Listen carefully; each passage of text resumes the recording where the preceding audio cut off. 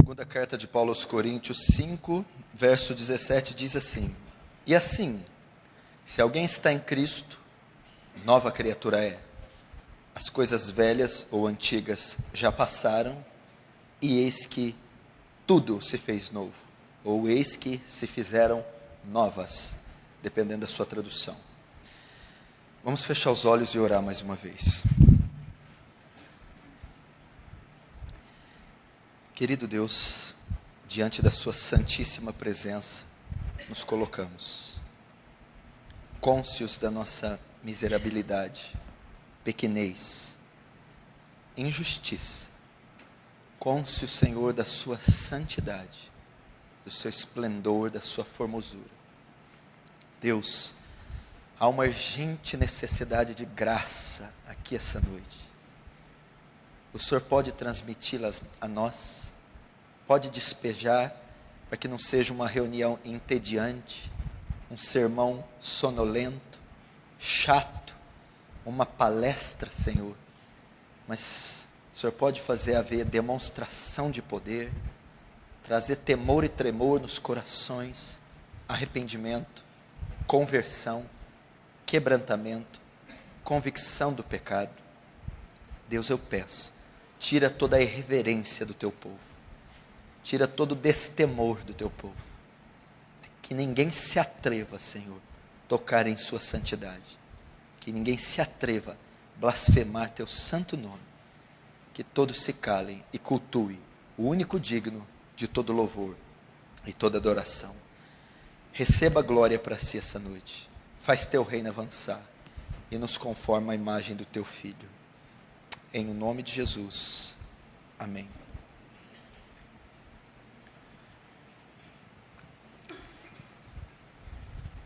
Presta atenção aqui no que nós vamos ensinar aqui essa noite. Definitivamente, o tema que eu vou pregar hoje é o tema que eu mais preguei em toda a minha vida e é o tema que eu mais prego fora dessa igreja. Quando eu viajo em os congressos, seminários e conferências que eu sou chamado a pregar, esse é o tema mais abordado nesses seminários e também talvez foi o mais abordado aqui neste púlpito. Regularmente eu estou trazendo à memória da igreja essa doutrina que eu vou ensinar essa noite. E hoje não será diferente. Nós iremos repetir as boas e velhas notícias que trazem conforto e esperança para a igreja. Paulo, escrevendo aos Filipenses, disse: Eu não vos canso de escrever as mesmas coisas, pois é segurança para vós. Se Paulo não cansa de escrever, quanto mais eu vou me cansar de pregar.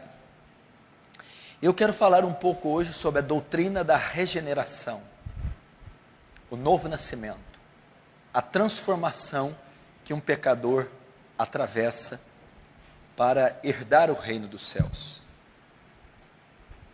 Eu tenho viajado boa parte do Brasil e fora do Brasil para pregar o Evangelho. E 99,9% dos lugares que eu prego são igrejas evangélicas, de diversas denominações, pentecostais, tradicionais, igrejas episcopais, igrejas calvinistas, arminianas, seja o que for, batistas, presbiterianas, assembleias, comunidades. E a conclusão que eu cheguei pregando nessas igrejas pequenas, igrejas grandes, igrejas com 100, 200 pessoas, igrejas com 3 mil, 5 mil, até 10 mil membros. E visitando essas igrejas de norte a sul, leste a oeste do país e até fora do país, eu cheguei a uma conclusão inequívoca. A grande deficiência da igreja hoje é de convertidos. Eu estou vendo igrejas inteiras, lotadas, de pessoas não regeneradas, não nascidas de novo, não transformadas. Estou vendo comunidades inteiras de bodes, comunidades inteiras de virgens nécias, comunidades inteiras de joio e não de trigo. Esse é o maior problema que a igreja enfrenta.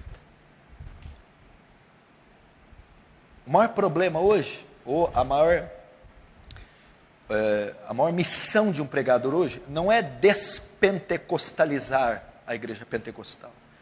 Não é pentecostalizar a igreja tradicional. Não é transformar arminianos em calvinistas, nem calvinistas em arminianos. Não é o aumento de algumas doutrinas. Não é a criação de grupos ou obras sociais na igreja.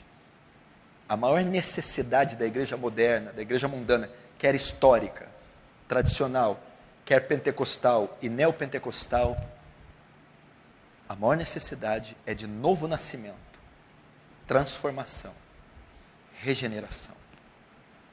Eu vejo a experiência própria no meu próprio ministério. E essa sociedade que, pela graça de Deus, nós fundamos, a Sociedade Missionária Defesa do Evangelho.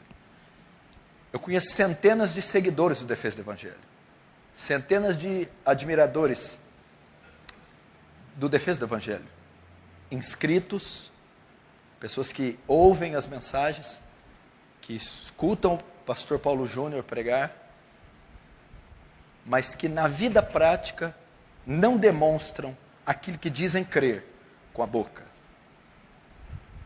Esses próprios seguidores, eles enviam e-mails, fotos. Escute, amar a doutrina radical, amar o evangelho correto, amar os grandes homens piedosos, gostar de ler os puritanos, de ler Charles Spurgeon, de ler Jonathan Edwards, gostar dos escritos do apóstolo Paulo, de Moisés, não te faz salvo.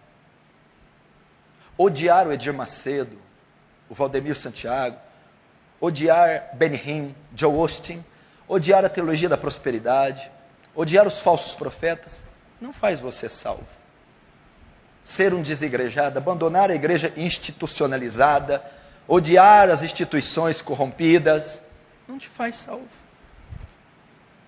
Não adianta você amar os vultos piedosos, odiar e criticar todos. Isso não te faz salvo. Não te faz membro da eclésia, da igreja de Cristo. A única coisa que te faz salvo é você passar por um novo nascimento, por uma transformação do seu ser. E se isso não ocorreu, pode criticar os falsos profetas até morrer, fazer campanhas contra eles, investir bilhões, isso não significa nada. Você pode levantar a bandeira do evangelho radical, isso não significa nada. A questão é, você foi transformado pelo evangelho? O rolo compressor, a Scania, o canhão da graça de Deus colidiu com você, dilacerou, triturou, esmiuçou e fez de você uma nova criatura? Sim ou não? Se isso aconteceu, você faz parte do reino de Deus, do corpo místico de Cristo, da igreja santa de Deus, dos remidos, dos salvos. Se isso não aconteceu, você é mais um na multidão, reivindicando alguma coisa, em nome do próprio ideal, das próprias custas, da própria vontade. Eu estou cansado disso, cansado de ver pessoas. Nós escutamos Paul Washer, Paulo Júnior, nós vamos visitar, queremos mudar para a sua igreja. Você quer mudar para a minha igreja? Quero. Quero fazer parte, eu quero avançar o reino de Deus. Como é que estão as suas contas?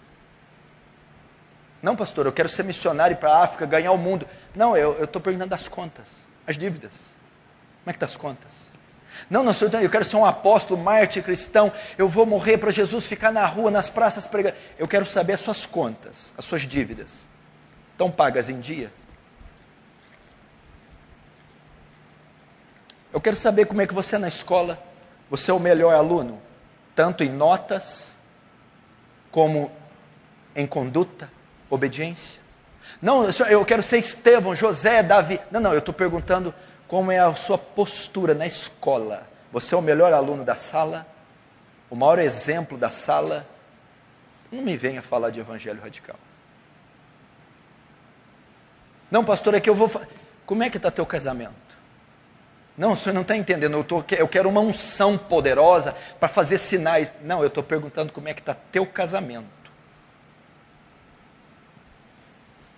Você trata a tua mulher com dignidade, discipula ela, intercede para ela, respeita, honra. Como é que está teus filhos? Quantos capítulos da Bíblia seus filhos leem por dia? Quanto tempo eles oram por dia? Como eles são na escola? Os teus filhos, como eles são na escola? Eles são exemplo de piedade? Não, mas eu sou contra a teologia do Benny Hinn, do Kenneth Hagin. Eu quero saber se você passou por um novo nascimento. Como você se veste? Você acha mesmo que um crente homem veste como você veste? Não, mas isso não tem nada a ver, Deus vê o coração. Deus vê só o coração, então anda pelado. Mas Deus só vê o coração. Pode andar nu. Porque se a sua conversão não afetou o seu modo de vestir, então não houve conversão. Como é que você fala? Você mente por conveniência? Não, a questão é a seguinte, eu estou lá no trabalho, há alguma espécie de pressão, eu minto. Aí você quer fazer parte do evangelho radical. Se o seu evangelho não é um evangelho que alterou o seu vocabulário, isso não é evangelho. Se ele não afetou a maneira que você lida com dinheiro, não é o evangelho. Isso é ser cristão. Eu não estou pressionando, forçando ninguém, não. Isso aqui é natural. Se você plantar um pé de laranja, ele vai crescer. Quando ele atingir a idade adulta, ele vai florescer. Ele vai dar laranja natural, porque a laranja é inerente da laranjeira. A laranja é oriunda da laranjeira. No tempo certo, ela vai dar laranja sem fazer esforço algum. A pessoa que passou pela transformação do evangelho, ela dá fruto de convertido naturalmente. Ela se vestirá com decência naturalmente. Ela falará a verdade e abandonará a mentira naturalmente. Ela amará o seu semelhante, a Deus e a lei de Deus naturalmente. Ela mudará o seu vocabulário naturalmente. Agora, se você está esforçando para ser moralmente correto, esforçando-se, labutando-se para dar um frutozinho, duvide da sua conversão. Essa aqui é a verdade. Paulo aos Coríntios, na sua segunda carta, capítulo 13, verso 5, o que ele diz? Não sou eu que estou dizendo, é um dever para você. Ele vai dizer aos Coríntios, examinem-se para saber se estão na fé. Paulo está ordenando você fazer um exame. Examine-se a si mesmo para saber se está na fé. Faça um exame da sua vida para saber se você é salvo. Ele ordena os cristãos a continuamente fazer um autoexame. Examina se a sua vida é uma vida de um salvo. A sua conduta é a conduta de um salvo. Examina a sua vida. Se não é que tem descrito em vão. Essa é a maior necessidade da igreja. Não é mudar o coral. Não é a ação social que a igreja pode fazer. Não é mudar o modus operandi do culto. A maior necessidade da igreja é de regenerados, nascidos de novo, convertidos de verdade. Essa é a maior necessidade. E a pergunta para você aqui essa noite é: você é convertido de verdade? Ou se o evangelho para você é uma mera conveniência? Um evangelho conveniente. Uma instituição de autoajuda, de moralidade, paz interior. Ou se o evangelho é um estilo de vida, é uma transformação que você se submeteu. Eu estou dizendo isso, que só herdará o reino dos céus, só passará pelos portões de pérola da Nova Jerusalém, só encontrará com Cristo nos ares, aquele que passou pelo metanoia, pelo arrependimento, pela transformação. Esse é aquele, são aqueles que fazem parte do corpo místico de Cristo.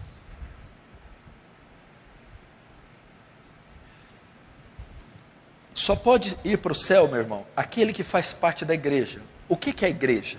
Presta atenção. A igreja é o corpo místico de Cristo. Só se integra a igreja, presta atenção. O termo original, alguns usam a igreja porque ela tem dois nomes: sair e fora, sair para fora. Mas não é bem isso que o autor sagrado quis ensinar. Na verdade, significa assembleia, reunião do povo. Daí veio o título Assembleia de Deus. Então, a igreja é, na verdade, uma assembleia, a Assembleia dos Santos. A igreja é a comunidade dos santos. A igreja é o corpo místico de Cristo. Agora, quem são os membros desse corpo? Quem faz parte do corpo de Cristo, a igreja?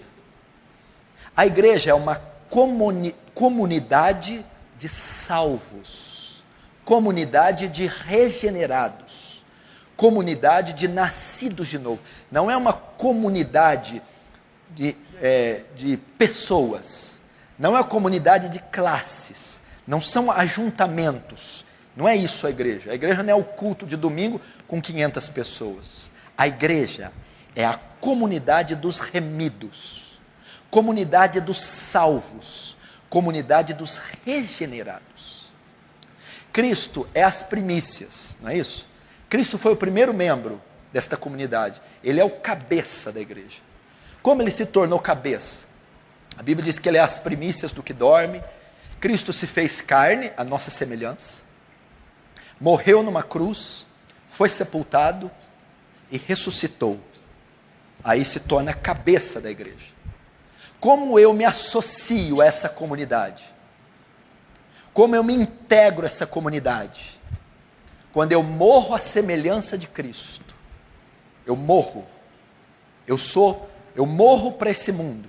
Quando o meu velho homem e os seus pecados são mortos, já estou crucificado com Cristo, é o que o Paulo diz. Então eu vou seguir a semelhança de Cristo. Quando ele se tornou cabeça da igreja, ele teve que morrer, ser sepultado e ressuscitar. Eu preciso morrer para esse mundo. Meu velho homem e suas concupiscências e os seus desejos têm que morrer. Foi sepultado. Ele deve morrer e continuar morto. O sepultamento é uma prova que Cristo de fato morreu. Ele poderia ter morto na cruz e sumido com o corpo. Seria uma prova que ele não morreu de verdade. O sepultamento, até o terceiro dia, é uma prova que ele de fato morreu. Você não pode dizer convertido em um dia e no outro voltar para a velha vida.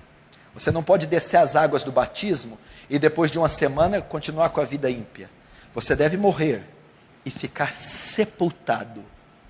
As práticas devem acompanhar sua profissão de fé. A conduta é mudada. A Bíblia diz que depois Jesus ressuscita. A mesma semelhança. Nosso velho homem é com ele morto, sepultado nas águas do batismo. E depois nós ressuscitamos com ele. Nós somos refeitos, uma nova criatura. Um novo homem nasce. Um homem recriado à imagem de Cristo. Novas afeições, novos pensamentos, nova visão, nova mente. A ressurreição significa a regeneração, a transformação do ser. Depois que alguém morre para esse mundo, morre para os seus pecados, o seu velho homem morre, é sepultado e ressuscita, nascendo de novo, aí sim ele se integra ao corpo místico de Cristo, ele se torna salvo. Não está escrito aqui, não está na minha explicação, não está dizendo que tomar santa ceia, falar em línguas estranhas, fazer parte, nada disso. Aliás, os dons carismáticos denotam muito mais uma falsa conversão do que uma verdadeira. Porque muitas pessoas se dizem salvas pelos dons. E a Bíblia diz que eu mostro que eu sou salvo pelo fruto, não é pelo dom. Porque Mateus capítulo 7 diz: Pai, Senhor, profetizei em teu nome, dom do Espírito, dom de profecia. Pai, curei em teu nome, dom do Espírito, dom de cura. Senhor, eu expulsei demônios em seu nome. Eu operei muitos milagres, dom de milagres, dom do Espírito. E Jesus vai dizer a todos esses que estão abarrotados de dons: apartai de mim, vós que praticais a iniquidade. Apartai de mim, porque eu não vos conheço. Porque uma árvore não é conhecida pelos seus dons, mas pelo seu fruto. É assim que alguém integra. É aquele que passou pela regeneração. O que é a regeneração? Eu estou dizendo isso para você fazer um paralelo com a sua vida. Isso é entre você e Deus. Isso é para que eu fique livre do seu sangue no dia do juízo. E você não possa dizer: o pastor não me advertiu. Ele ensinou que se eu ficasse sentado quietinho na igreja, congregando, e desse meu dízimo, eu iria para o céu. Não, eu nunca ensinei isso para você. Só vai para o céu quem é membro da igreja, do corpo de Cristo, cujo o cabeça é Cristo. E só se torna membro deste corpo quem é regenerado, nasceu de novo. Ou só aquele que se arrependeu. Como eu sei que alguém foi regenerado? Como eu sei que você foi regenerado? Regenerado, refeito. Nascido de novo, reiniciado. Isso quer dizer a palavra regenerado. Presta atenção, o que eu estou tentando explicar a você? Você nasceu num pano de fundo histórico, católico romano, católico apostólico romano, que te ensinou durante milênios que as esmolas fazem expiação para o pecado. Velas, terços, as missas, a prática litúrgica, a religiosidade, as obras, essas fazem expiação para o pecado. Essas salvam. Ir numa igreja, recitar uma oração, ler um salmo, é o nosso pano de fundo histórico. Então, às vezes, você acha que porque se batizou, porque faz parte da ceia, porque congrega numa igreja bíblica, ou porque cumprem a ordem religiosa, a programação religiosa da igreja. Não, eu faço isso, eu estou salvo. Talvez você ainda está acostumado, intoxicado com essa ideia. Não. Não é suficiente tomar ceia. Não é suficiente descer as águas. Não é suficiente cantar hinos bíblicos. Não é suficiente ir na vigília em todos os cultos. Não é suficiente cumprir as regrazinhas da igreja. Deve-se passar pelo novo nascimento. Deve-se passar pela transformação. Isso é uma obra incrível, extraordinária, espetacular, transcendente, sobre-humana, supra-humana, supranatural. E isso precisa acontecer com você. Você precisa ter essa experiência. Regeneração. A primeira fase da regeneração é no coração. Ezequiel 36. Arrancarei o coração de pedra e colocarei o coração de carne. Não tem religião, não tem dogma doutrinário, nem autoridade eclesiástica que pode operar isso. O papa, o pastor, o bispo não pode manipular a regeneração. É uma transformação. Tirarei o coração de pedra. Por que coração de pedra? Um coração insensível ao próprio pecado. Um coração insensível à lei de Deus. Um coração indiferente à obra do Espírito Santo. Um coração obstinado, empedernido, cego, duro, rebelde, inimigo de Deus, amante do mundo. Troca por um coração de carne. Um coração sensível à santidade de Deus. sensível ao próprio pecado, sensível à lei de Deus, um coração quebrantado, contrito, um coração que tem consciência da própria ruína, da própria iniquidade, da própria perdição, um coração que tem consciência da santidade e justiça de Deus. O processo se inicia no coração, a regeneração. Quando fala coração, não fala de um órgão apenas, não fala só de emoções, meus sentimentos. O coração, ele é a sede de todos os acontecimentos do homem. O coração é de onde procede o viver do homem. Na verdade, o coração fala do todo do homem. O coração é a sede das emoções, da razão, dos pensamentos, das convicções. Normalmente, coração e mente estão entrelaçados. É uma transformação do pensamento, é uma transformação das afeições, é uma mudança completa, radical na razão, nas convicções, nas emoções, no arbítrio, na vontade. A regeneração começa no coração. E como a regeneração ela é mais demonstrada, para saber se você é salvo, é isso que eu estou pregando. Se eu de fato fui regenerado ou não fui, como ela é demonstrada?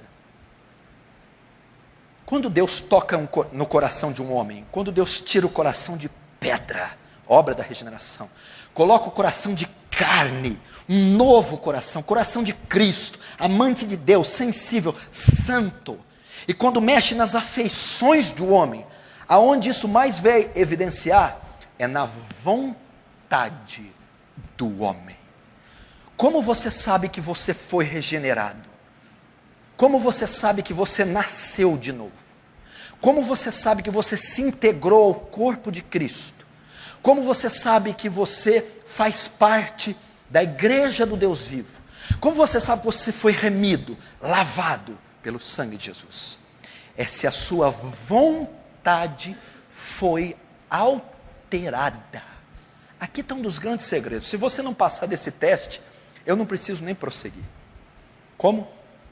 As pessoas se julgam salvas, aceitas ou amadas, porque elas pararam de fazer determinadas coisas e começaram a fazer determinadas outras coisas.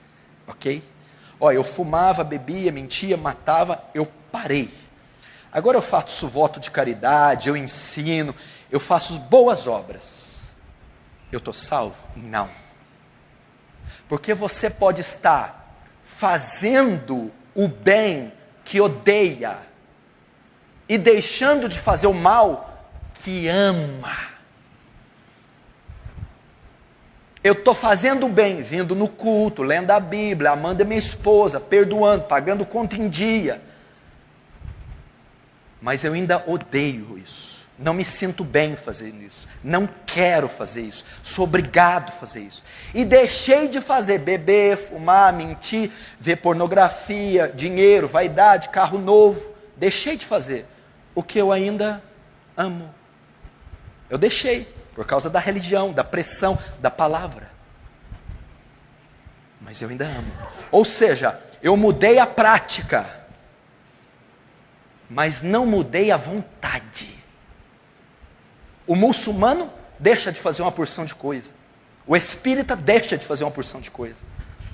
O testemunho de Jeová, os mormons, deixam de fazer muitas coisas más e fazem muitas coisas boas. Resposta, pergunta, os muçulmanos, os espíritas, os testemunhos de Jeová, os mormons, são salvos em geral? Não. Onde a regeneração é evidenciada? Eu deixei de fazer o que eu amava, porque eu agora odeio. E eu comecei a fazer aquilo que eu odiava, porque agora eu amo. A minha vontade foi mudada. Hoje eu tenho prazer na lei do Senhor. Desejo por santidade, por amar, por perdoar, pela justiça de Deus. E hoje eu odeio o pecado, abomino a vaidade, a hipocrisia, a mentira, a lascívia. Eu não só deixei de fazer, Eu deixei de gostar de fazer. Eu não só comecei a fazer a justiça, eu passei a amar a justiça. Isso é uma das maiores evidências que alguém foi regenerado. Você pode vir a 100 cultos, ler 100 vezes a Bíblia, dar 100.000 cestas básicas, pode pegar um chicote com ferro nas pontas e se flagelar. Se a volição, se o arbítrio, se a vontade não foi alterada, não houve novo nascimento, não houve regeneração, não houve salvação. É a vontade. Primeiro muda o coração, a regeneração. Depois muda a língua. Língua? Sim. A evidência que eu sou salvo é a língua? É. Porque a Bíblia diz, o que fala a boca é aquilo que está em abundância no coração. A língua, as palavras que você fala, revelam o seu coração. Entendeu? Foi Jesus quem disse. O que fala a boca, o que diz a língua, é aquilo que está cheio no coração. A regeneração é o quê? A troca de corações. Um coração de pedra ímpio, condenado, filho da ira, vai ser retirado por um coração de carne, santo, regenerado, refeito. Como eu conheço um coração de alguém? Pelas suas palavras. Você quer saber se alguém é salvo ou não? Conversa com ele meia hora. As palavras dele, a verbalização dele, vai demonstrar o que está no coração dele.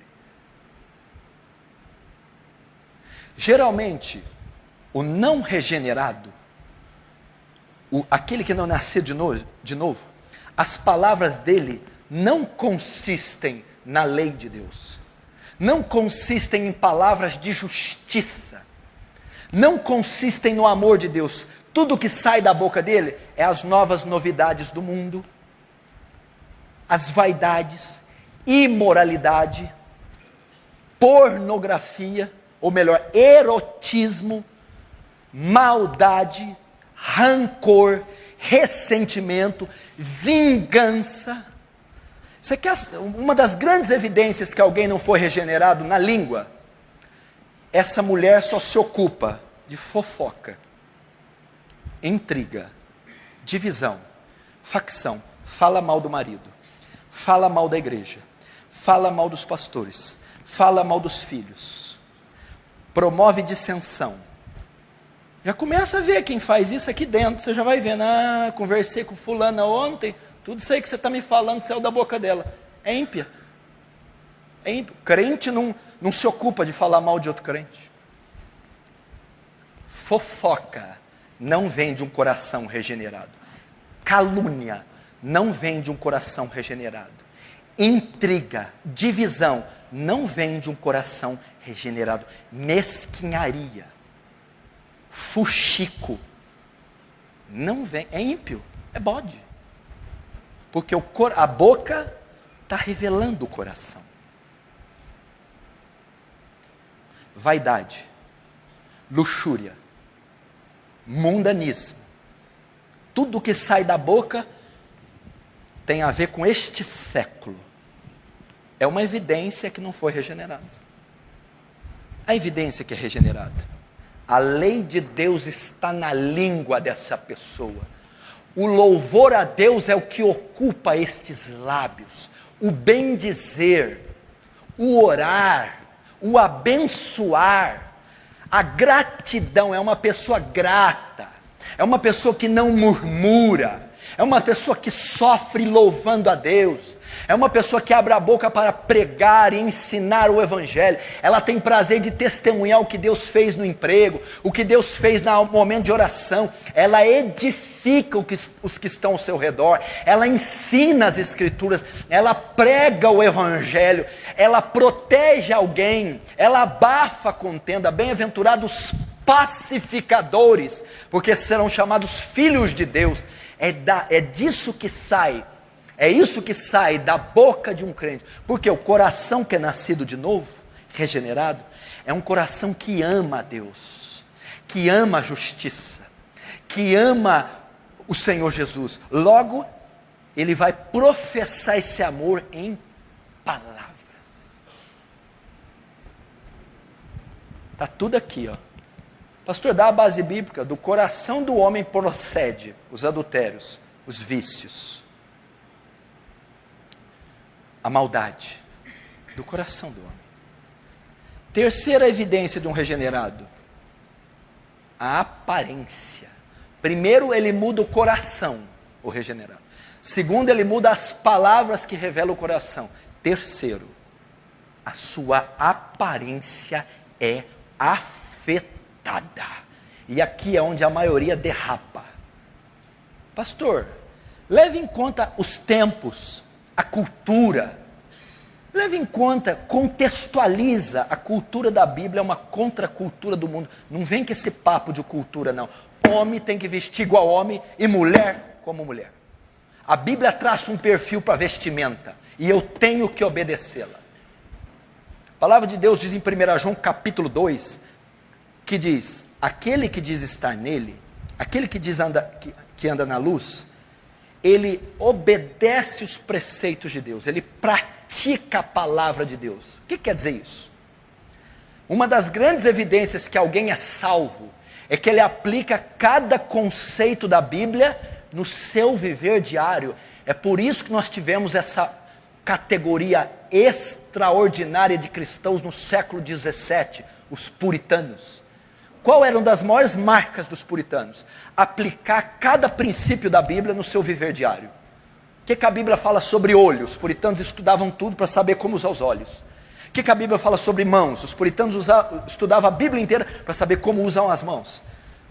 Como usa o dinheiro? Os puritanos iam em todos os textos que falavam como usar o dinheiro e colocavam a sua vida com o dinheiro debaixo da autoridade das Escrituras. A Bíblia, ela menciona o tipo de vestimenta do cristão: decência, ordem, moral. Homem se veste como homem, mulher como mulher. Não há aqui a permissão para sensualidade, quer por parte de homens, quer por parte das mulheres. A regeneração, então, é evidenciada no exterior, a vestimenta. Você já notou? Uma pessoa se veste com sensualidade, muita maquiagem, roupas curtas, seios de fora, mini saias. A marca da vestimenta é sensualidade.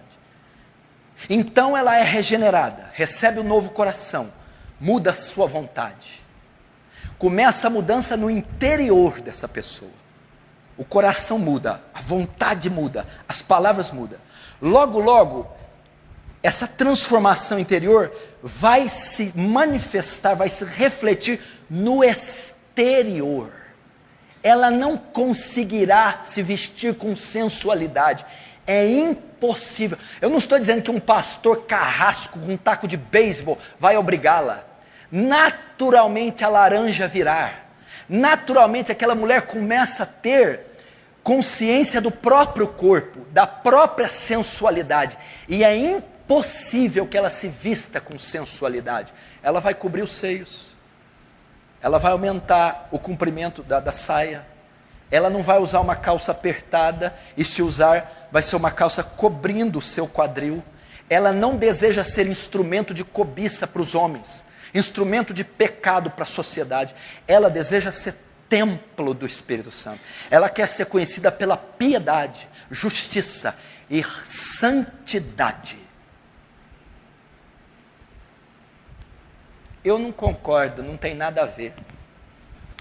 Eu estou percebendo mesmo que você não concorda. Mas a Bíblia diz isso. 1 Timóteo capítulo 2. Que o vosso traje seja com moderação, com modéstia, como se vestem as castas mulheres, donas de casa. É assim que deve ser. Se você vive um evangelho que não muda o seu exterior, meu amigo, vem para mim com qualquer ladainha teológica, que eu não vou engolir. Isso altera a nossa vestimenta. Homens vestem como? Primeiro como homens. Nós estamos vendo uma sociedade que está desmasculinizando o homem. afeminando o homem. Veja a moda como ela veste. A calça do homem, cada vez mais apertada, mais colada e mais baixa.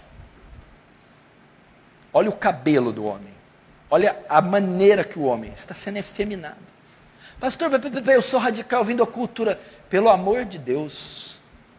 Uma das marcas do regenerado é que ele aplica a sua vida nos conceitos da palavra. Não me vem com... Se a Bíblia manda você se vestir assim, o regenerado não resistirá, não pensará duas vezes, ele se vestirá. Homens, trajem-se com decência. Pergunta aqui nessa igreja: tem culto de jovens aqui? Não. Que dia que é o culto de jovens? Todo dia. Os jovens apresentam-se em massa na quarta, no sábado e no domingo. E não necessita nenhum atrativo para eles. Nenhuma parafernália. Eles gostam de louvores sacros, cristocêntricos, teocêntricos. E gostam da exposição fiel. Quanto mais fiel, mais exegética, mais eles admiram. É isso que eles gostam. E qual a vestimenta deles? Gostam de vestir como homens. Quanto mais homens, melhores. É assim que eles gostam. Nunca usei um método alternativo para atrair um pecador para Jesus. Só a exposição do Evangelho. Vestimenta.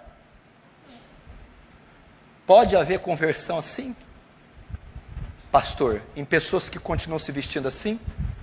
Escuta a resposta. Pode haver? Pode. Mas o senhor acabou de dizer que não pode se vestir assim? Pode haver conversão? Pode. Mas uma pessoa se converte, pode continuar se vestindo assim todo o tempo? Absolutamente não. É só um momento de adaptação. Ela vai crescendo espiritualmente, ela vai entendendo. Quando eu era menino, fazia coisa de menino. Falava coisas de menino. Quando eu cresci, virei homem. Deixei as coisas de menino. Está falando de espiritualidade ali. Fazia coisas de menino espiritual, novo convertido. Mas fui crescendo, fui entendendo a maturidade da fé. O Dr. Martin Lloyd Jones diz assim: nós cristãos temos que ser conhecidos como pessoas sérias. E um dos cartões postais, ou das cartões de visita do crente, é a roupa, a vestimenta a roupa que ele veste, a sua vestimenta. Ela pode demonstrar seriedade ou não. A vestimenta. Eu não estou falando aqui de uso e costume, saia, corta cabelo, burca, mumificação, ser feio. Pastor, ser santo é ser feio? Não, minha filha. Ser feio é fruto do velho homem. Pelo amor de Deus, filha. Rapa o bigode, viu, filha? Faz esse favor. Depila a perna, bem. Aqui pode. Ah? Pode ser bonita. Pode passar um perfuminho. Não tem problema, não. Não sou contra a beleza, não. Agora, não confunde beleza com sensualidade. Eu quero ser bonita. Pode ser bonita. Não confunda beleza com sensualidade. Um dia eu estava pregando numa igreja pentecostal super tradicional.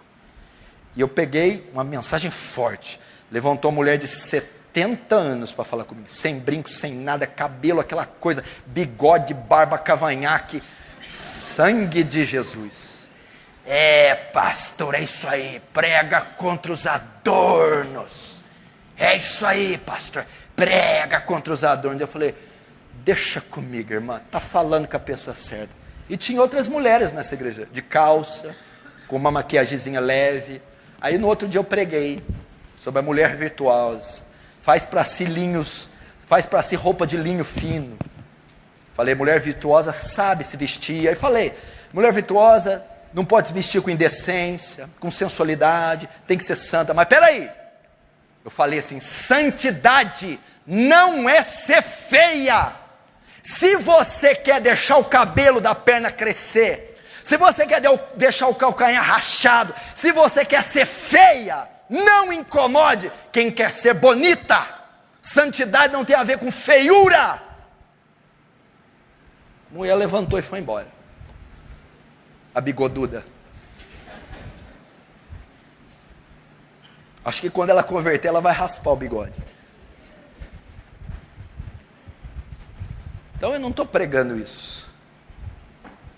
Quarto, Onde a regeneração se evidencia?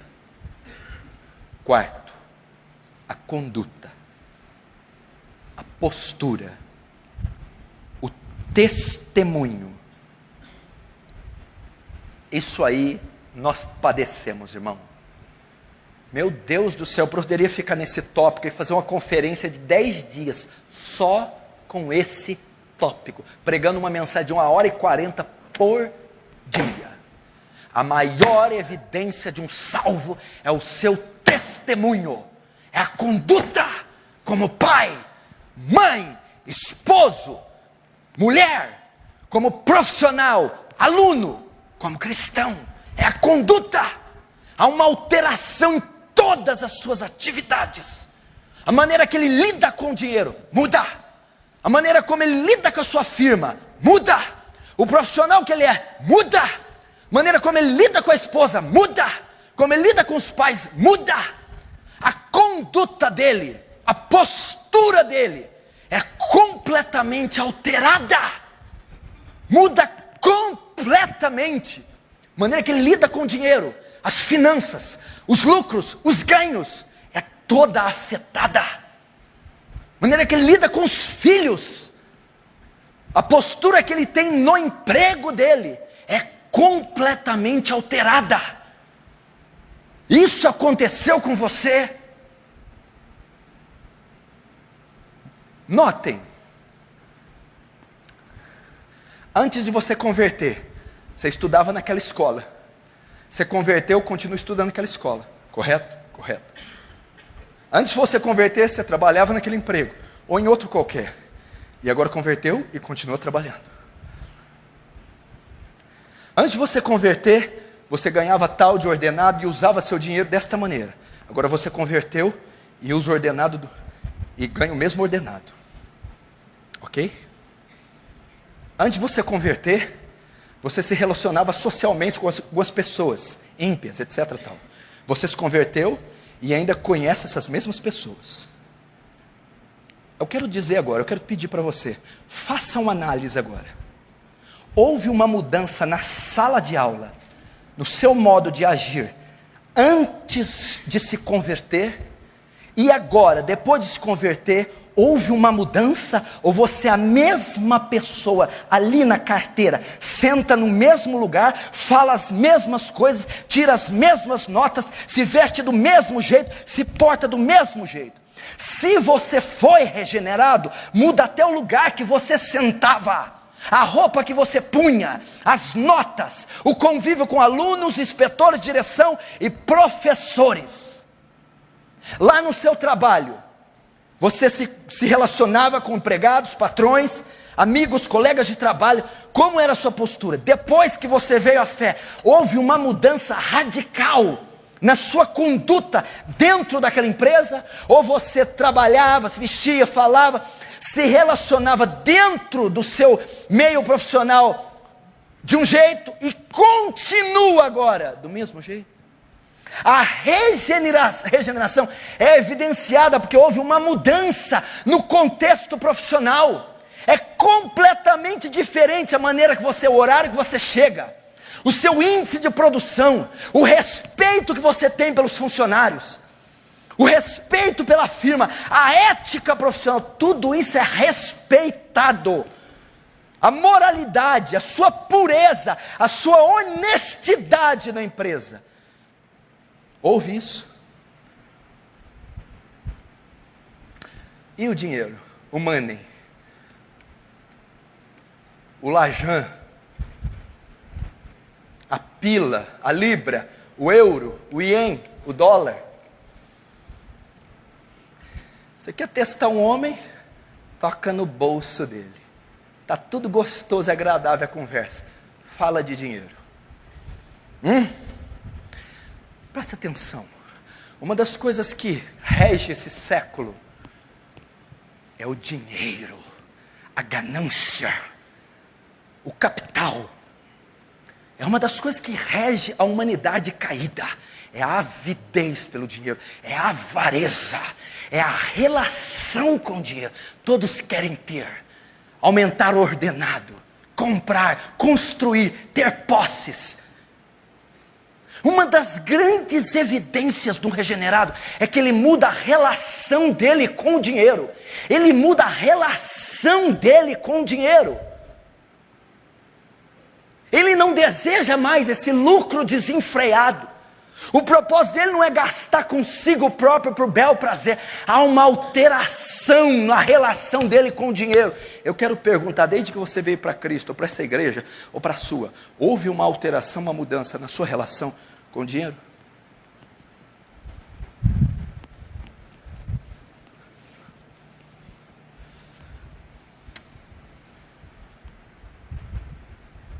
Pastor, eu pensava em ser rico e usar toda a riqueza em prol do meu próprio consumo. Depois que eu fui regenerado, eu não quero ser mais rico. Eu quero contentar com o meu sustento. Não, eu ainda continuo querendo ser rico, mas antes era para usar em prol do meu benefício. Agora é para patrocinar a obra. O evangelismo, as missões, a obra de caridade.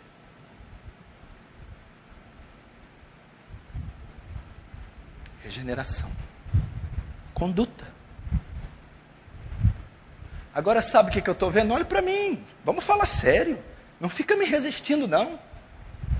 Eu venho aqui nessa igreja, esse pastor só fala a mesma coisa. Vou falar até você converter. Eu estou te dando uma evidência bíblica, uma doutrina bíblica, pregada por Spurgeon, John Wesley, Jonathan Edwards, apóstolo Paulo. Regeneração. Como você pode ficar conforto? Como você pode ter segurança da sua salvação em coisas externas? Como você pode não se preocupar com a sua eternidade? Meu Deus do céu! A crise da igreja hoje é se firmar no mundo. Quem que eu vou ser na vida? Não sou nada na vida, eu tenho que ter diploma, tenho que casar. A vida da igreja, a crise, ela está tendo uma crise de identidade. Ela quer parecer com o mundo. Eu tenho que ter casa cara, carrões do ano, doutorados, cursos. Tem que conhecer o mundo, eu vou ficar mofando numa igrejola. E onde está a eternidade? Onde está onde você passará o resto da vida? Devia ser sua preocupação todo dia que dorme. A ira de Deus está vindo sobre esse mundo. A morte, meu irmão, ela traga, a Bíblia diz que a morte e o inferno nunca se saciam. Você deveria preocupar-se não com o que vai comer amanhã, o que vai vestir, se vai casar ou não, se terá um diploma ou não. Você deveria se preocupar onde passará a sua eternidade, caso o Senhor te chame hoje, caso a morte bata na sua porta hoje. Aonde você vai passar o resto da sua vida, a eternidade. Eu não estou dizendo que deve ser a sua única preocupação, eu não disse isso, não coloque palavra na minha boca. Eu não disse que você tem que deixar de trabalhar, não pode estudar, tem que ser um analfabeto. Eu não disse, eu estou aqui pregando sobre prioridades.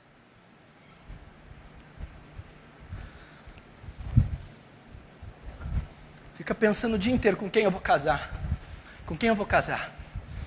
Tem que fazer um curso, tem que ganhar mais. Ganhar mais para quê? Vai para o inferno rico?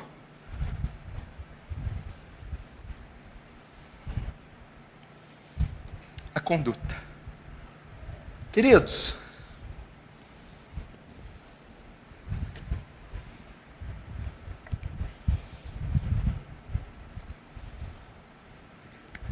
eu vou dizer uma coisa, tenta me entender.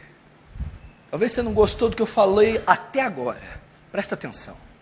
Você conhece a Coca-Cola? Conhece? É a maior marca do planeta Terra.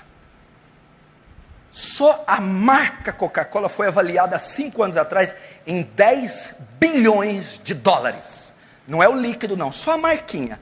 Coca-Cola. Coke.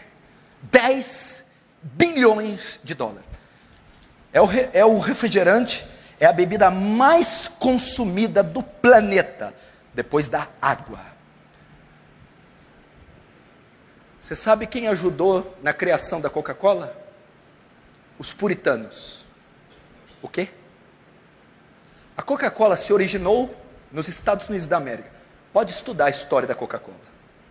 O criador da Coca-Cola, se eu não me engano, no século XVII, ou no comecinho do XVIII, a fórmula original da Coca-Cola continha álcool.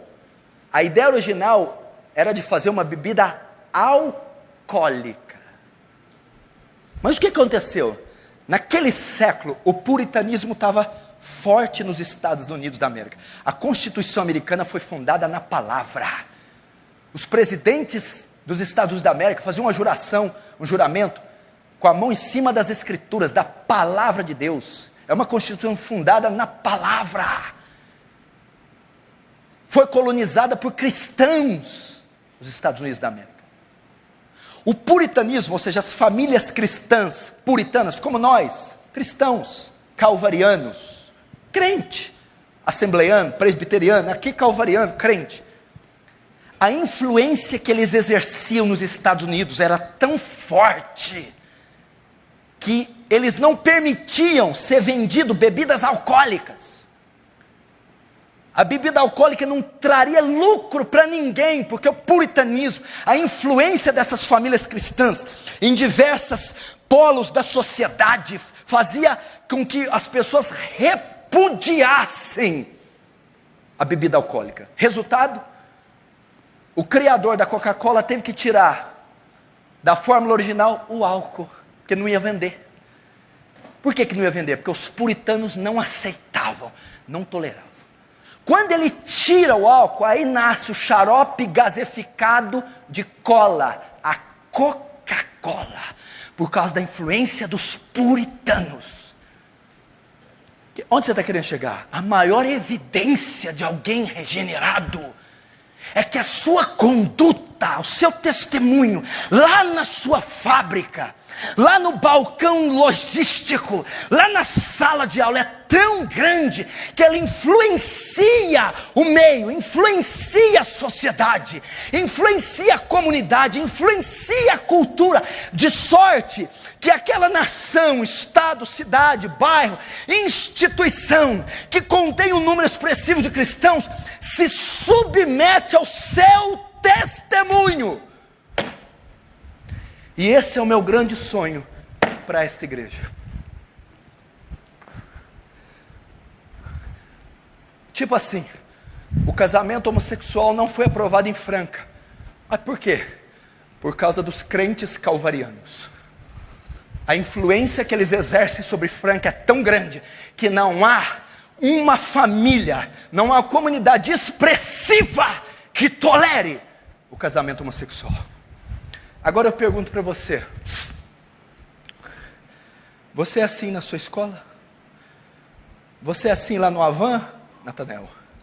Você é assim com os seus clientes, Marcelo? Você é assim na sua loja, Fábio? Você é assim na escola, Mateus? Você é assim, João Anderson? Eu? Eu? É você? Não, ninguém sabe que eu sou crente. Eu até rio de algumas piadas imorais.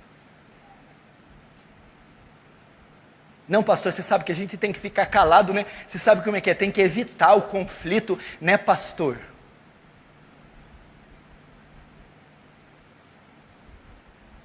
Eu tenho medo de perder o meu emprego. Engraçado, os crentes primitivos não tinham medo de ser comido pelos leões no Coliseu. Os apóstolos acabavam de tomar uma surra no Sinédrio. Não falem mais nesse nome. Ok, lê aí, vê aí se convém obedecer a vocês, homens, ou a Deus. Saíam do Sinédrio e iam pregar de novo, no templo, na rua. Como é que é? Você está com medo de pregar porque vai ser zombado? Você está com medo de pregar porque vai perder prestígio na empresa? Você está com medo de pregar porque vai perder sua posição no time?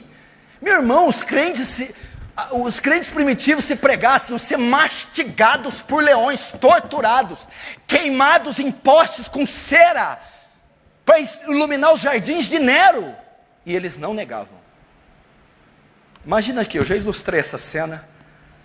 Estava lá o Coliseu. E estava lá a torcida do Corinthians. Aquela coisa. E os crentes iam entrar, aquele uau! Sangue! Queremos ver crente sendo picoteado. E Nero lá, manda a crentaiada. Soltava dezenas, centenas de crentes. Abriam-se as celas. E os leões famintos da Líbia, importados da Líbia, dias sem comer, eram soltos. No meio do Coliseu, aqueles crentes. Então as feras iam atacar, mastigar, devorar. Enquanto os leões iam atacar, sabe o que os crentes faziam? No meio do Coliseu, levantavam as mãos e começavam a cantar hinos. Glória, glória, aleluia. Imagina aquele coro de centenas. Glória, glória. Enquanto leões devoravam, estilhaçavam. Aquela torcida, aquele coliseu endemoniado começava a fazer silêncio. Começava a se quebrantar. E começava a haver conversões no coliseu por verem o testemunho daqueles crentes serem mastigados pelas feras e não negarem Jesus. E ainda cantavam. É óbvio que não é esse cântico, eu só estou falando em tese. Eu não dou testemunho com medo de perder meu emprego, que eu ganho R$953, mais uma cesta básica do Toninho. Eu não posso perder meus R$953 e minha cesta básica do Toninho. Por isso que eu não falo nada.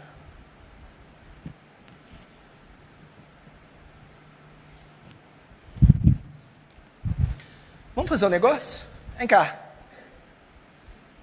Vive como o crente que eu estou pregando aqui só essa semana. Você vai ver o fantástico vindo aí. Vive como o crente que eu estou ensinando aqui só essa semana. Você vai ver o arruaça, o reboliço que nós vamos fazer aqui. Você vai ver. Você vai ver um cataclisma aqui.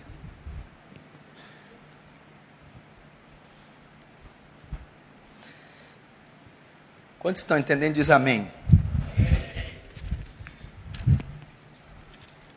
Vou só falar mais duas coisas em 5 minutos. Eu encerro.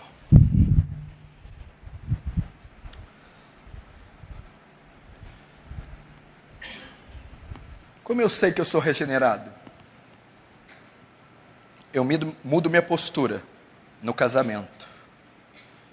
Mudo minha postura com os filhos. Mudo minha postura com o financeiro.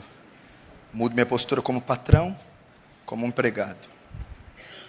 Mudo minha postura como aluno. Só mais 2 a gente acaba. Como que a regeneração se evidencia? Eu mudo a minha relação com Deus. Você vive num país cristão, não vive? Quem não conhece Deus no Brasil? Todo mundo conhece Deus. Yahvé, Adonai, Elohim, Deus, Jeová, Jesus. A regeneração, ela transforma, altera a sua relação com Deus. Como é que é? Como eu sei que eu sou regenerado? Você sempre conheceu a Deus, sempre ouviu falar, sempre fez orações, que é católicas, espíritas, sei lá o que. Você tinha uma espécie de relação com Deus. A regeneração, o câmbio, a mudança abrupta, profunda, radical, ela altera a sua relação com Deus. Como?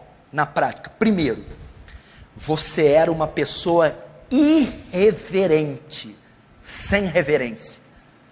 Você era uma pessoa sem temor de Deus, um blasfemo, carnal, sem temor algum à santidade de Deus, sem temor algum ao Espírito de Deus, e sem temor algum à palavra de Deus.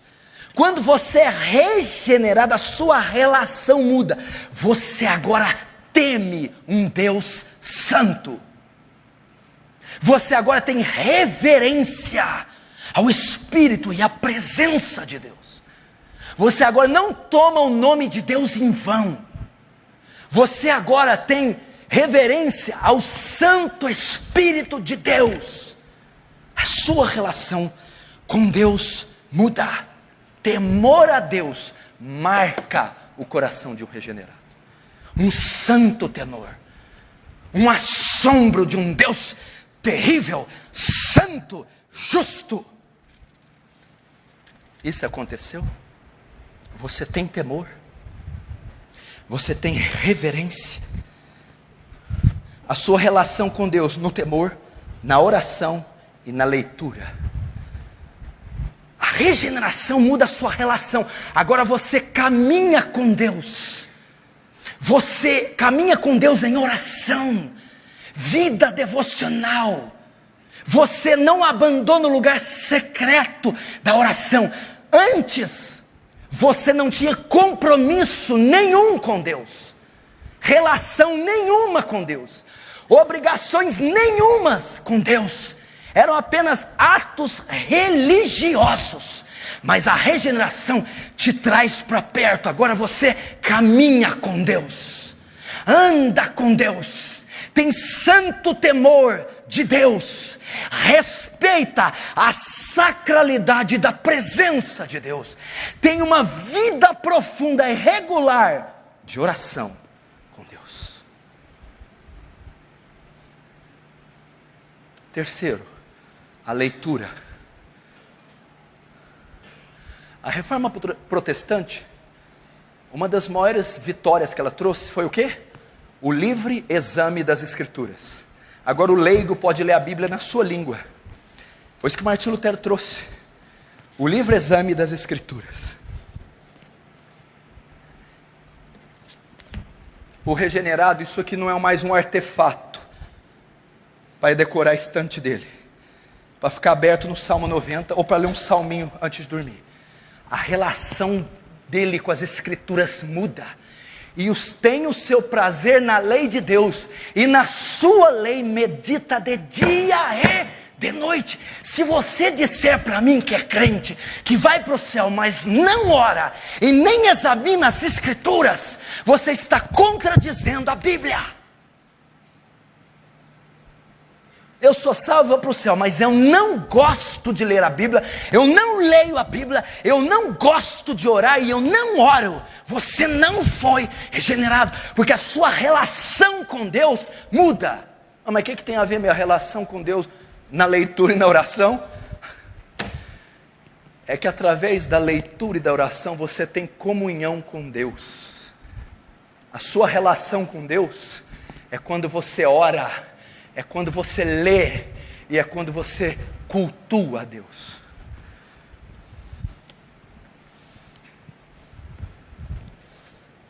Isso mudou? E último, a regeneração é comprovada na sua mudança de relação com o pecado. Sim. Você pecava quando estava no mundo? Sim, pecava. Você peca agora depois que você veio para Cristo? Sim, eu peco. Então você tinha uma relação com o pecado antes da fé? Sim, eu tinha. E você continua tendo também uma relação com o pecado agora depois da fé? Sim, eu tenho. Onde entra a questão? Não se a relação terminou. Porque quando converte, você não para de pecar. Você continua tendo uma relação com o pecado. Entendeu? A conversão se evidencia quando eu paro de pecar? Não. Você não para de pecar quando você se converte. Você só para de pecar na glorificação. Quando você entrar nos céus e receber um corpo como o de Cristo, glorificado. Aí o pecado é erradicado, extinto, extirpado, 100% de você. Então quer dizer que eu pecava quando estava no mundo? Sim. E continuarei pecando depois da conversão? Sim, continuará. Então eu tinha uma relação com o pecado no mundo? Sim. Continuo tendo depois que eu converto. Qual é a evidência da regeneração? A relação com o pecado vai continuar. A evidência que você foi regenerado é que se essa relação alterou-se, foi modificada. Como assim? Antigamente você pecava, mas não tinha ciência do seu pecado. Era a sua relação. Pecava voluntariamente. Não tinha consciência da profundidade do pecado. Antigamente você não tinha sentimento algum pelo pecado. Depois que você é regenerado, agora você tem consciência do próprio pecado. E agora você é sensível ao seu pecado. A Bíblia diz: se dissermos que não temos pecado, enganamos a nós mesmos. Mas se confessarmos o nosso pecado, Ele é fiel para nos perdoar. Você agora se entristece com o pecado que antes você se alegrava. Você sente o peso do seu pecado, a convicção do pecado, e se entristece quando comete o pecado. A sua relação foi alterada. Antigamente pecava, mas nem sabia que pecava. Antigamente pecava, mas não sabia a profundidade do pecado. Antigamente pecava, mas não sentia nada quando pecava. E agora? Peca, mas sabe que é pecado. Peca, mas sabe a profundidade, a vileza do pecado. E agora peca, mas se entristece, é sensível ao pecado.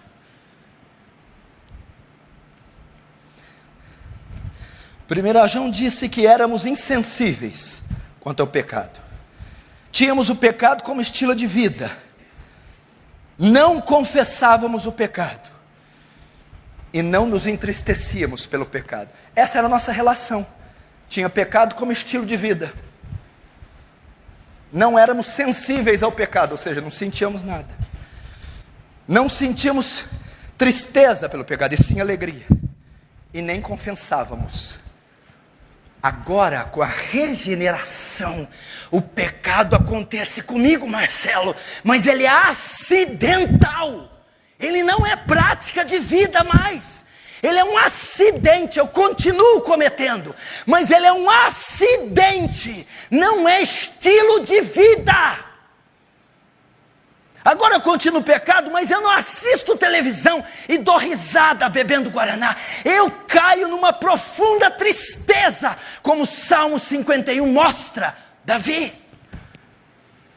Agora eu não oculto o pecado, eu confesso os meus pecados. A relação mudou com o pecado.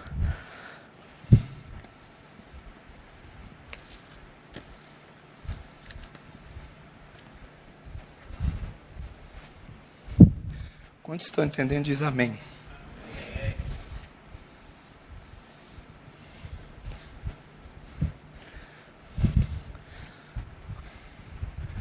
Pastor, por que o senhor está sendo tão duro, tão repetitivo, tão austero, tão incisivo, tenaz, pertinente, pontual?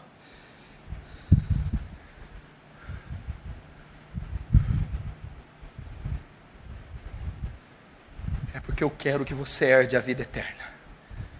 Você viu o que foi pregado nesse púlpito domingo. Está acontecendo. As profecias estão se cumprindo. Jesus vem. Esse mundo vai ser esfarelado, esfacelado, vai ser corrompido, degradado, descaracterizado. Vai ser ruínas. Só o que vai ficar vai ser o que foi edificado na rocha.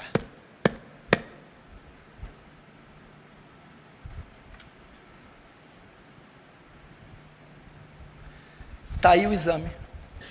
Essa noite você tem condição de saber se você é salvo ou não. Se você faz parte da igreja de Cristo ou não. Se você é convertido ou não. Como eu faço para saber? Se você é regenerado. Aquele que está em Cristo, nova criatura. Ele não deu uma melhorada. Ele é nova. As coisas velhas, velho homens, prazeres, gosto, vontade, volição, vaidade, passaram, crucificadas, mortas, destruídas, não foram maquiadas, melhoradas, moralizadas, foram sepultadas, destruídas, pulverizadas. Eis que tudo não são partes, tudo se fez novo. Regeneração.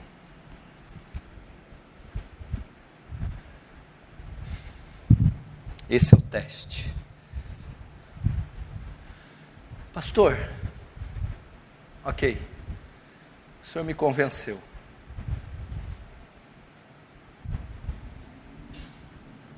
Eu vou fazer igual os israelitas em Atos 2.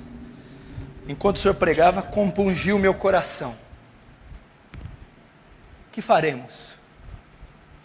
O senhor mostrou a enfermidade. Agora mostra a cura. Repentance. Arrependa-se. Arrependa-se.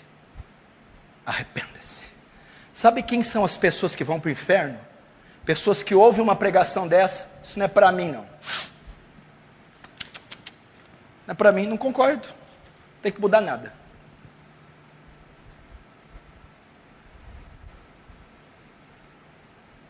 Como é que a pessoa ingressa no reino dos céus?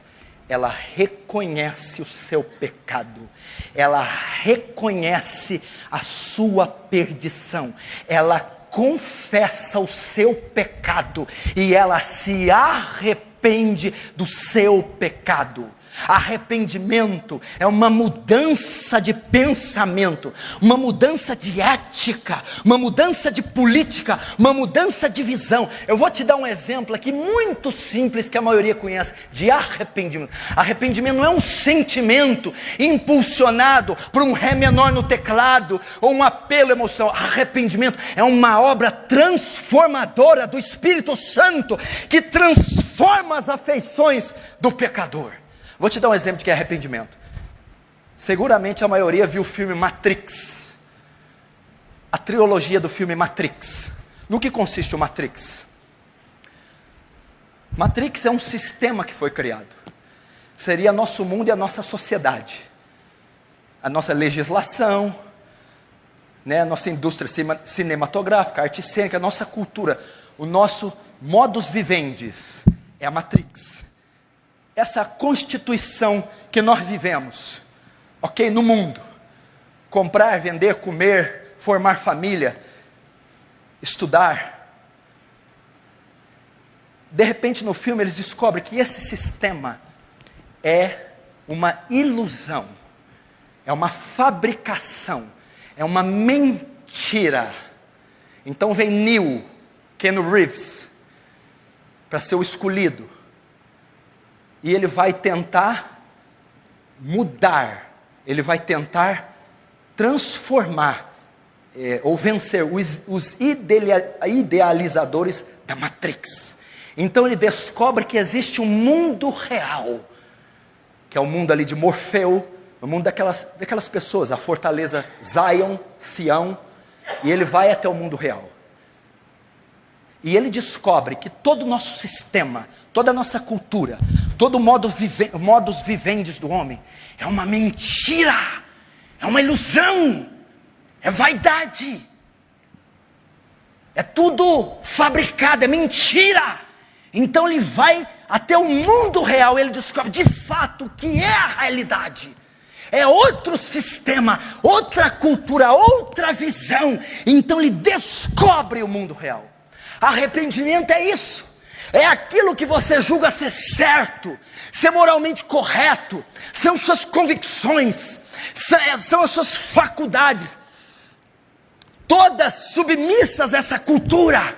Você crê, você tem uma visão de certo e errado, da política, da cultura, você tem um padrão, uma ótica, uma ética, e você segue e obedece ela, e tem elas como verdades absolutas nesse mundo.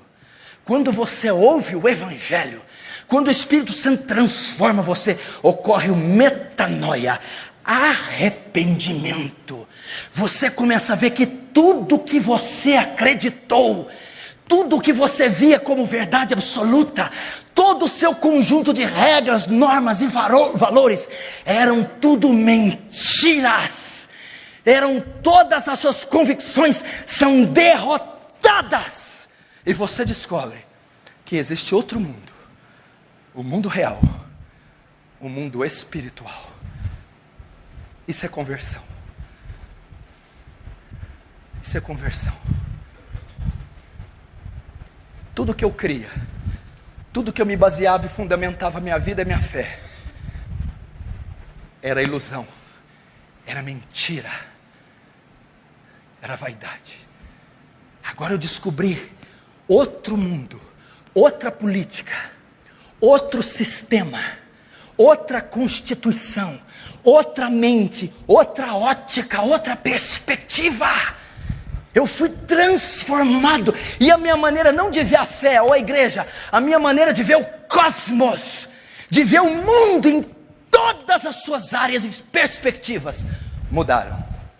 Agora eu as vejo à luz da palavra. Isso é arrependimento. Me arrependo de tudo que eu era, tudo que eu fui, tudo que eu sou, tudo que eu faço, tudo que eu cria, tudo que eu falava, tudo que eu pensava, das minhas convicções, das minhas terminologias, conclusões. Eu me arrependo e me volto para Cristo, para o Evangelho de Cristo, para a lei de Cristo, para a palavra de Deus, a ser submisso à totalidade dela. Isso é arrependimento.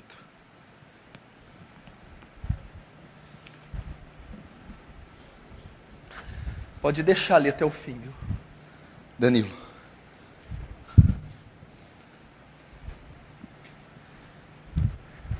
Arrependimento.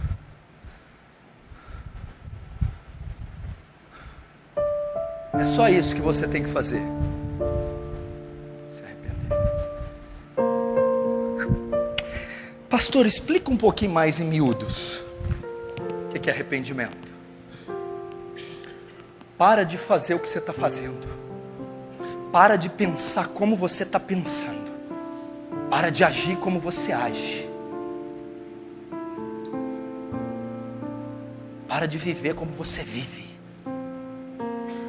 Se arrepende. E se molda ao modo de viver que Deus ordena na palavra. Isso é arrependimento. Entrega a sua vontade para a vontade de outro, Cristo. Isso é arrependimento. Não adianta você sentar aí na cadeira. Não adianta regras religiosas. Tem que haver uma transformação. Quem opera ela, pastor? Essa parte é importante, eu não posso deixar de falar. Sabe outro lugar que você erra? Vem cá. Não é uma obra que a instituição pode fazer. Eu não posso fazer. Essas paredes, esses logotipos, essas técnicas não podem fazer. Não se compra na prateleira de um supermercado um novo coração, a regeneração. Tem aí um coração de carne, eu quero trocar pelo meu de pedra. Não tem. É uma obra que não está em âmbito terreno. Só os céus a possuem. Só os céus. Ela é sobre-humana. É o Espírito Santo que vem de Deus, que transforma alguém e altera tudo o que eu falei. Como esse Espírito age? Quando um arauto de Deus, um profeta, expõe fielmente as Escrituras, quando prega o Evangelho, quando abre a lei de Deus e explica, baixo o poder e autoridade do Espírito Santo, o coração penitente, o coração pecador, ouve essa mensagem como uma espada dilacerando o seu coração. Então ele se arrepende, e o Espírito Santo opera, consterna, constrange, quebranta, e ele se rende, ele se entrega, ele se arrepende, ele nasce de novo. É assim. Eu quero saber se isso está acontecendo com você, se você está tendo convicção do seu pecado agora. Eu quero saber se você, à luz da palavra, disse: eu não fui regenerado, eu não tenho essas características, minha vontade não foi mudada, minhas palavras, minha vestimenta, minha conduta, minha relação com o pecado, minha relação com Deus, meu testemunho na sociedade. Eu tenho consciência, mas agora eu me arrependo, agora eu decido mudar, agora o Espírito está me incomodando, está me trazendo dor, tristeza, eu me arrependo. Feche os seus olhos e faça isso agora. Feche os seus olhos, consulta seu coração agora. Esqueça de quem está ao seu lado, esqueça do horário, esqueça de tudo e de todos.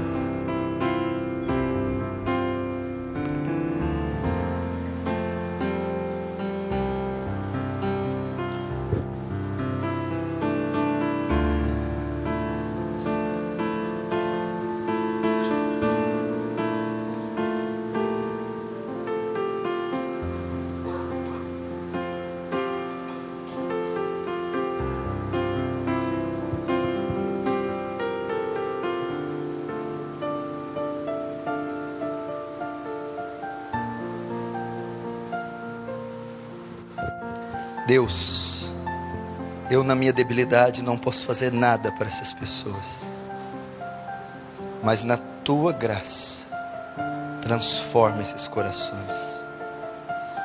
Todos aqueles que também estão sentados, Senhor, se porventura não nasceram de novo, não foram transformados, se essas evidências testificam contra eles, convence-os, transforma-os, leva-os ao arrependimento, a nascerem de novo. Regenera-nos, Senhor, regenera essas vidas, regenera, Senhor. Só teu Espírito tem poder de fazer isso, só o seu santo Evangelho, o fiel Evangelho.